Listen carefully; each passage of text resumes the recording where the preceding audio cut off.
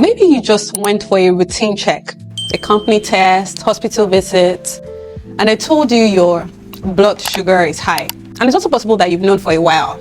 Every few months, your doctor keeps adjusting your medications, increasing the dose, adding something new. And you're just wondering, will this thing just keep getting worse? Or maybe you're not even officially diabetic, but you're hearing the term pre-diabetic. Your sugar is borderline. Watch it. And you don't really know what that means or what exactly to do next. Wherever you fall, this conversation is very important for you because I've seen this one too many times. In many cases, once diabetes starts, with age it worsens.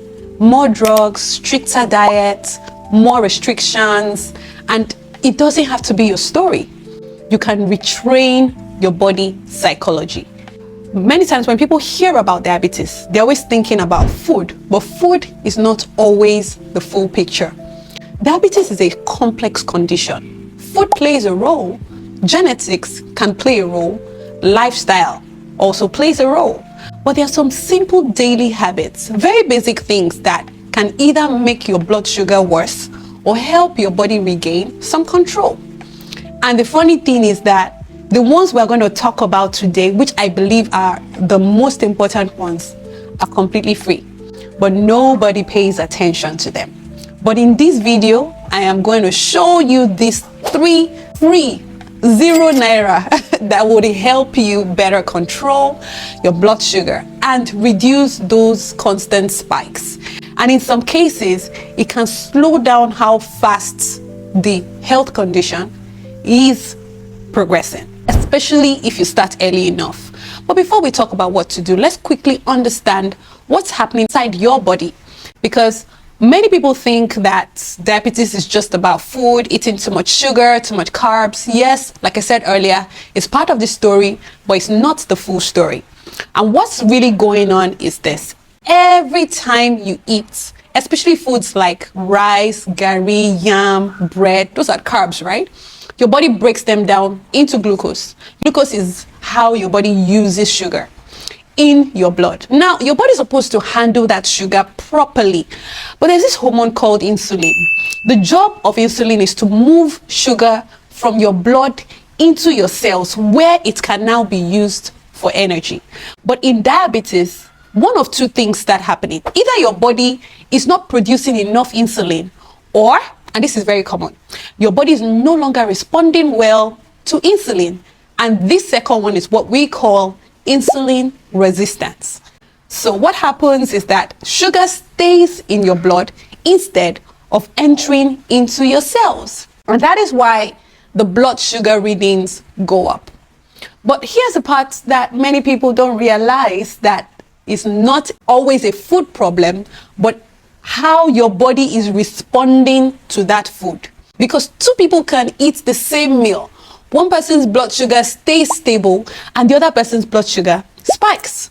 So the real question becomes, what is affecting how your body responds to food? And that's what we're going to be talking about. Because your body doesn't just respond to food. It responds to things like your daily rhythm, your activity, your sleep, your internal timing. All of these things affect how well insulin works. So if these systems are off, even if you try to eat well, even if you take your medications, your blood sugar can still remain difficult to control. Let's start with the first habit. And honestly, this one alone can make a big difference. Now, this first one, very simple, free, and if you do it, it will work for you. Walk after you eat, immediately after you eat. And you know, normally, whenever you eat, your blood sugar goes up, right? But if you walk after you eat, when you move your muscles, especially by walking or any other way, your muscles start pulling sugar out of your blood without needing as much insulin. Yeah, think of it like waiting for insulin to come and carry blood sugar into your cells. And then your muscles open up and say, bring it here, we need it, we want to use it now. So what would now happen is that your blood sugar would drop naturally. And the natural spike that comes after your meals becomes smaller. Your body starts handling glucose better. And over time, this improves your overall control. And that's why if I had two people, let's assume that they have exactly the same kind of metabolism. They can eat the same food. If one person sits down immediately after eating and the other person goes for a short walk, their blood sugar results will be completely different in favor of the person who goes for a walk. So now let's make this practical. How can you incorporate it into your day-to-day activity? You can pick a chore that makes you move around the house. It doesn't even have to be intense. Or if you have plans, after your meals, just go water them. Maybe after the main meal, you know the main meal that you eat per day, right? Another thing you can do, you can just start moving front and back. Set a timer and just start pacing front and back, right? And if you like, you can increase the time from 10 minutes to 20 minutes. If you work in a story building office, you can climb up the stairs. And if you have stairs at home, you can do that as well. Or you can decide to go and eat somewhere far. After eating, walk back to your office. Once or twice a day makes a huge difference. And if you're someone whose blood sugar is always high after meals, this is one of the fastest way of bringing it down naturally. Now the second habit, I told you they are all free. Second habit, stop eating late at night. This one, if you're serious about fighting diabetes, you can't ignore it because it has a very strong effect on your blood sugar. The body doesn't handle food the same way all day. In the daytime, especially in the morning and afternoon, your body is more sensitive to insulin. That means when you eat, your body can manage sugar better at those times of the day. But as it gets later into the evening, your insulin sensitivity starts to drop. Your body is preparing for rest, is not ready for processing heavy meals. And actually it applies to everybody, whether you are diabetic or not. So what happens if you eat late is that you experience a higher blood sugar spike at night. And that blood sugar stays in your blood for longer. So it's not just about what did you eat. It's also what time did you eat it. And this is why some people say, I didn't even eat that much. Why is my blood sugar still high? Meanwhile, they had that meal at 9 p.m., 10 p.m. when their body is not even ready to process it. And now another layer is that when you eat late at night, it also affects your sleep. Poor sleep further worsens how your body handles sugar the next day. Then it becomes a cycle. Late eating, poor sugar control, poor sleep, worse sugar control again. Now, if I want to make this practical, I'll be honest with you, you don't even have to starve yourself. You don't even have to skip meals. What you can do is a simple rule. Follow this simple rule. Eat your last meal at least 2 to 3 hours before you sleep. So if you sleep around, say 10 p.m., finish your meals by latest 8 p.m., 8 p.m., you are done. And if you're an 11 p.m. person, finish 9 p.m. If you are used to eating very late, you don't need to force it overnight. You can start shifting the meals earlier, little by little.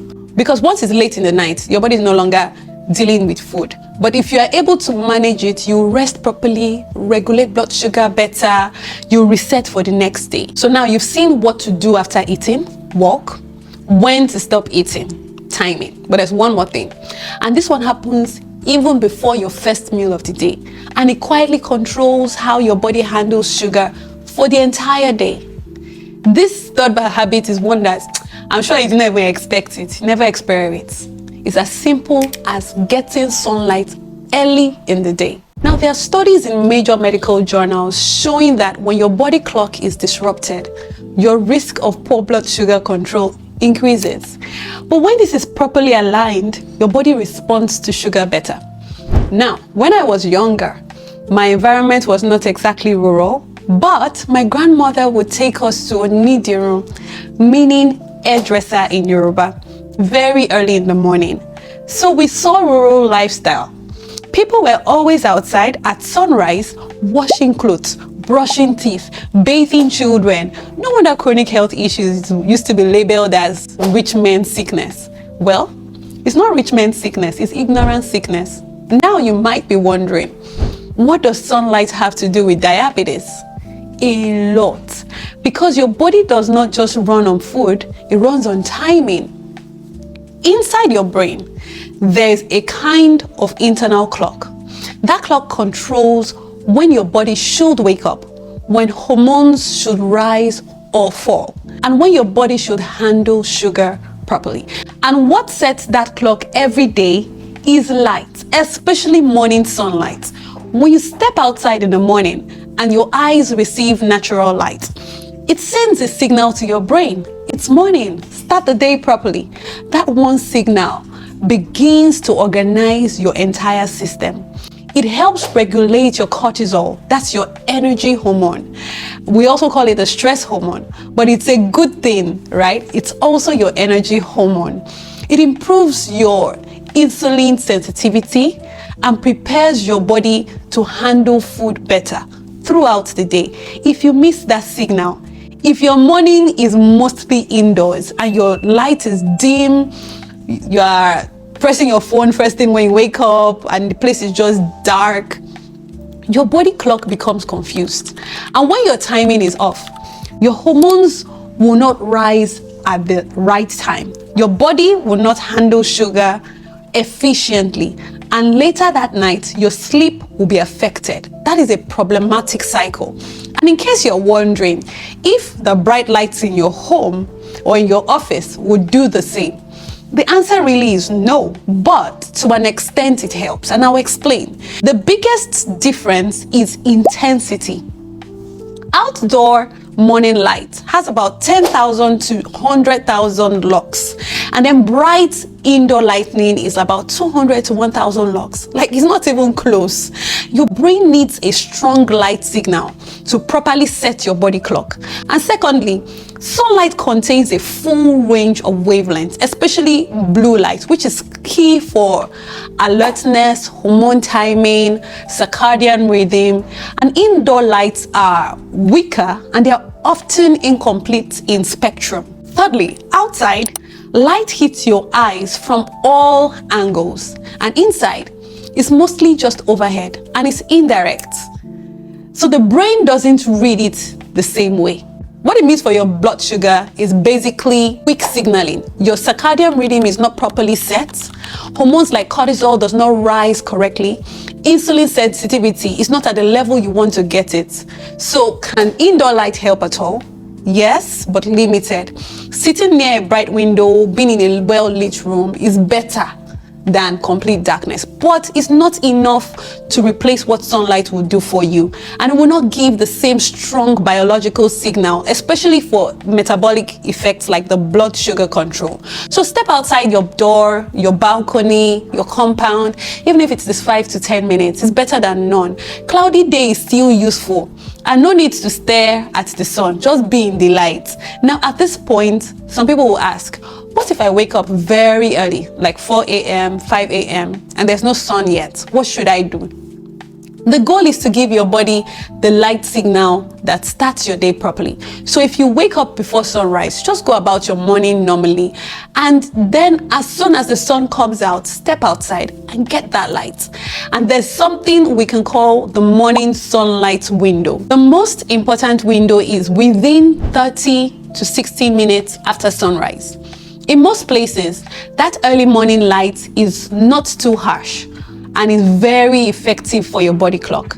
It's easier to tolerate than midday sun. So even if you wake up at 4 a.m. and sunrise is around 6:30 a.m., your target is that 6:30, 7:30 a.m. window. Another question you may ask is, what if I have work? I need to leave early. I'm always rushing. Then you have to be intentional. Because it's not about having time, it's about using the small moments. 5 to 10 minutes here and there adds up. Stand in front of your house, your compound, your gates, even a short walk before entering your car or your bus or entering your office.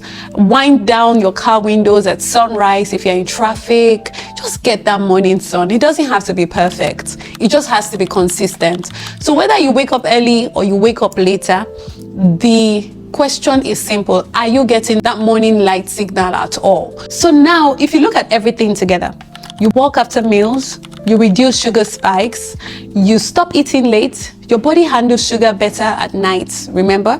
And then you get morning sunlight so that your entire body system is properly timed. You are no longer just reacting to diabetes and just waiting for diabetes to do whatever it does. Now you are helping your body work the way it's supposed to.